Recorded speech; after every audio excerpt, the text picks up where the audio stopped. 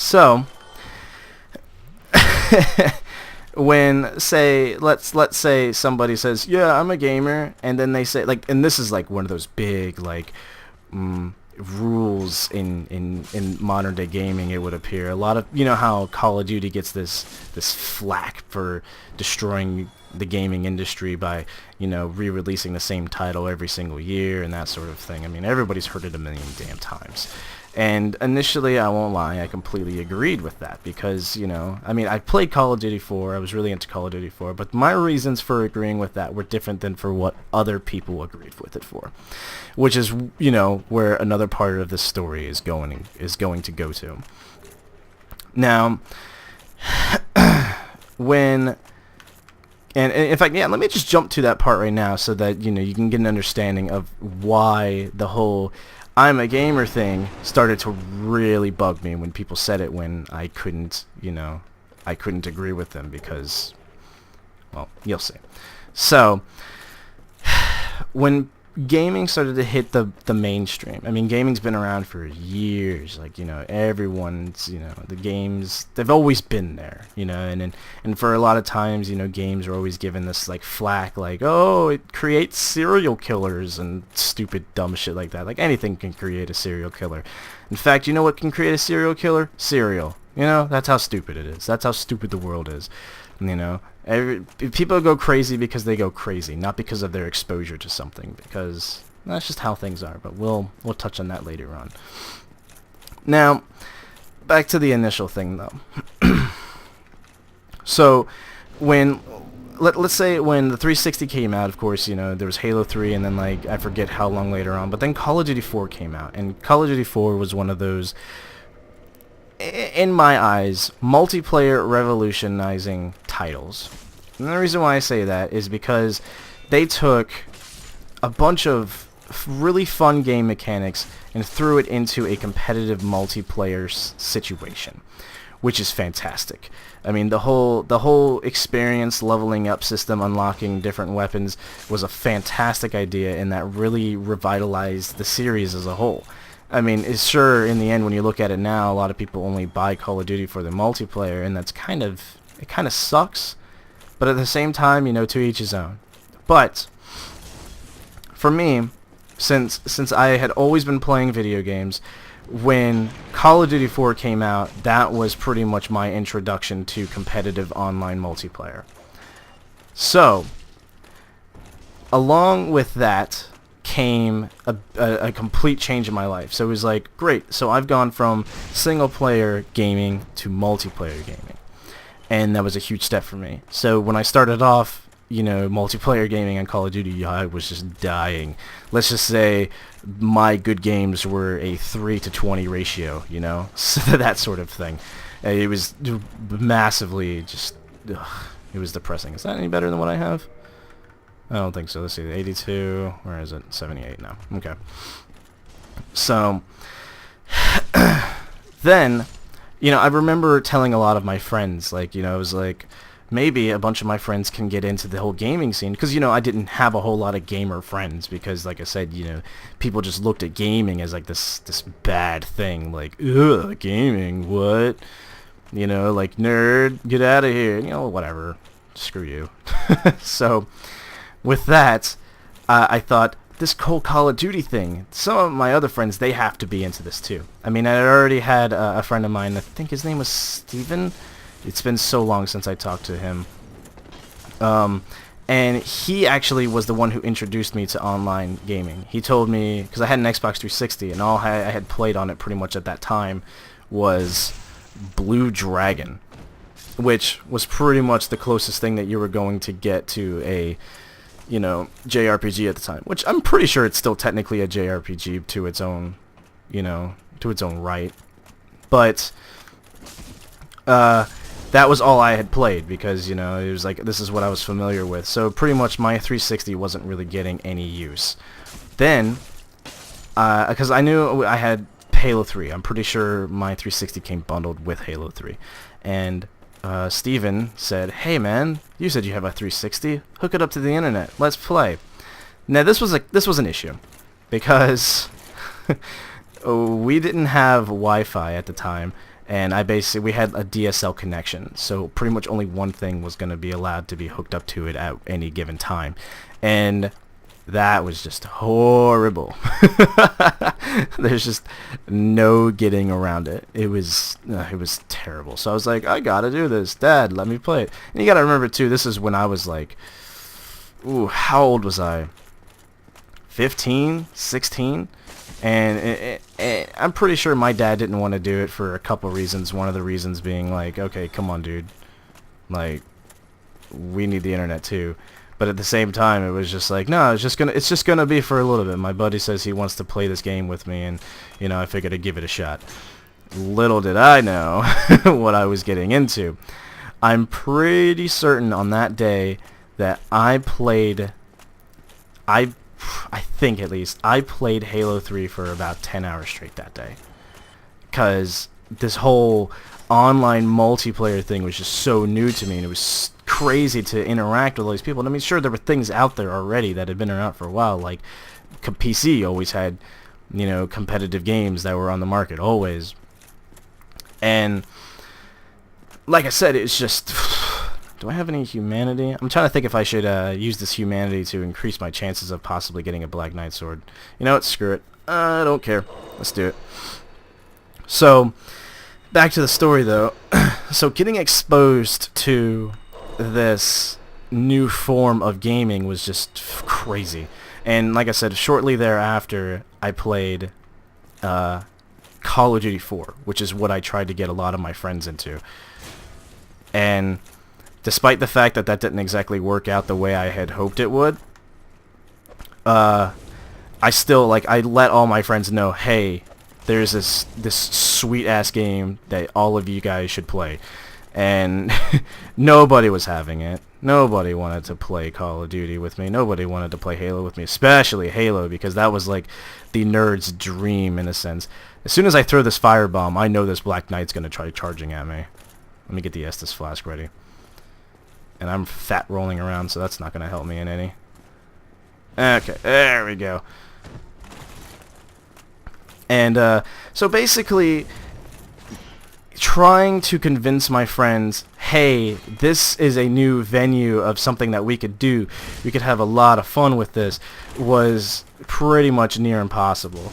And but I didn't give up. I tried to convince all my friends that I knew that this whole gaming thing, it's not so bad, guys, I'm telling you. Nobody was having any of it. Didn't get my Black Knight sword. Bummer. Oh well. So, after a while I gave up, and it was just like, whatever,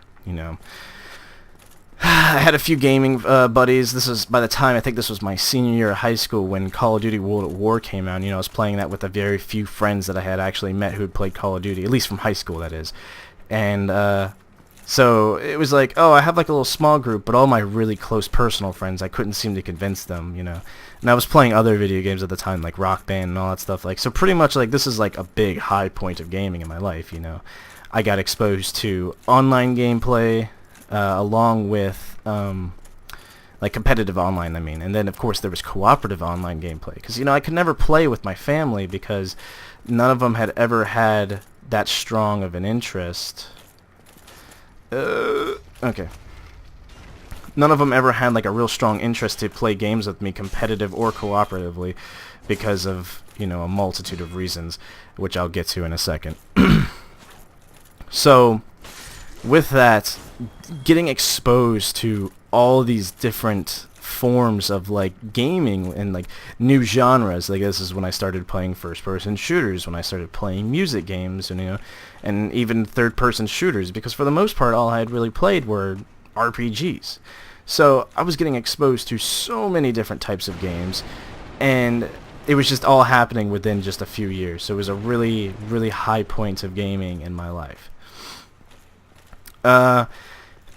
With that, however, it was still difficult to convince my friends, hey, do this, blah, blah, blah. But like I said, so I gave up, except for give me that guy, with the exception of the few friends that I had who had already been, playing games on Call of Duty and all that stuff online. But, like I said, couldn't convince the close friends. So what I ended up doing was ignoring that, and as the years went on, as people still like, oh, video games, get a life, nerd. But this is around the time when it happened. Around the time when Call of Duty Modern Warfare 2 came up, suddenly gaming got really big for some reason. And that is around the time that, even though the terminology wasn't around, that was when basically Call of Duty became a bro game. And if you don't know what a bro game is like when you get a bunch of your buddies to come over and play like a game, like, how sports games used to be, where you're like, oh, come over, everyone's going to play Madden, and that's okay. I'm not saying there's anything wrong with that, but that's what it became. There was, every time I'd go over to a buddy's house, they'd be like, yeah, we're going to play some MW2. And I'm like, what? Like, some of my closest friends at the time, they're suddenly wanting to play Modern Warfare 2? Since when? Like, all you people have ever done is tell me, basically, of how nerdy I am, and how you wouldn't play this game with me, because, well, you suck. And then suddenly, everyone's, like, playing games all of a sudden? Like, why did this happen? I probably should have really put on... Get out of my way. Really should have put on that, what's it called? Gold pine resin. But, basically, despite the fact that all my friends now, who had ridiculed me for gaming all those years, suddenly is gaming, I was still willing to accept it at the time. Which I really shouldn't have been, because it was really unfair. I should have been like, oh, what's up, nerds? Now suddenly y'all want to play games? Like, what's up with that? But no, I just let it go. And what really sucked the most about that was the simple fact that suddenly I was getting called to by a lot of my friends who wanted me to come over to help them, play this game, or come over and get headshots on MW2 so that they could get, their weapon skins. And it really frustrated me, because it was like, y'all never wanted to come over when I wanted y'all to come over. Why? And then that's when it started happening, when my buddies was like, oh yeah, take a look at this. You should meet a bunch of my gamer buddies. And I'm like, who the fuck are your gamer buddies?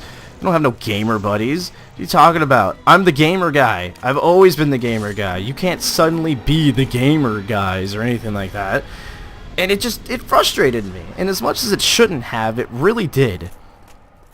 Like, I don't know, it just felt unfair that this title that had seemed so blasphemous and so insulting to anybody, if you ever called me gamer, you little nerd, people would get offended about that stuff. They shouldn't have, because it's silly to do so, but they would, and I mean, I didn't really get offended, because it was like, it was my hobby. Just like, when people say, oh, look at that, you stupid jock, everyone's like, yeah, I'm a jock. I'm in much better shape than you. It's like, they don't take that as an insult. Just like when I was called little gamer guy. Sure, I was like, ugh, shut up. But I didn't really take it as like, like an insult, like these people were literally talking to me like I was some peasant of the, medieval ages or anything like that. So, okay, yes. Pleasure, give me the white soapstone so that I may co-op with no one. So, the whole gamer thing, it was always one of those, like, what's the word or terminology I'm looking for? There's the sound I'm looking for. Get out of there. Okay, that could have gone better. Yeah, I could probably make it through, hopefully. And so, like I said, then I'm getting frustrated because despite the fact that I was always being made fun of for being the gamer, everyone was suddenly a gamer, and gaming had become a social norm to where it was perfectly acceptable and everybody was doing it, and it sucked because despite the fact that, like I said, my friends were calling upon me for help during a game or something like that, I still felt like I was being left out in the dust. Like, oh, despite the fact that I'm the gamer guy, nobody ever remembers the fact that I was like, hey, come play Call of Duty 4. Hey, come play Halo 3. Yet suddenly everybody is playing Modern Warfare 2 and Halo 3 ODST, you know? So it was just this really, really frustrating period where it felt like I don't know. It's so hard to explain, but it was like my hobby had suddenly become the social norm, and everybody was perfectly fine with, you know, others being gamers, and everybody was like, it's so normal. Why we've always viewed this as normal, and it's like I said, it's like I'm just repeating myself, but I forgot about you, but it's so frustrating because nobody was ever that accepting of the fact that gaming was a thing when I was doing it. But I don't know. Get out of here.